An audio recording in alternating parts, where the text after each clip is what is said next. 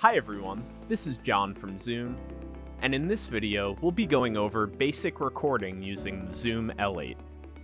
The L8 can record internally to an SD card, and it could also be used as a USB audio interface to record directly to your computer. You could even do both simultaneously for a backup. When you're recording to the L8, it will save a separate file for each input, which gives you flexibility to edit and mix in post-production.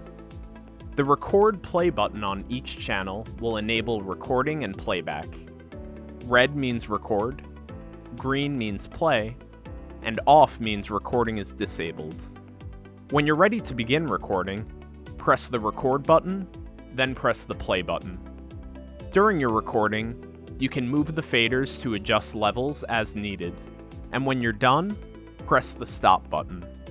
At this point, all of your files will be saved internally to the SD card, and they'll be ready to transfer to your computer for further mixing, editing, and uploading. For more information on creating your podcast, check out the other videos on our YouTube channel, and go to our website, zoom-na.com. We're Zoom, and we're for creators.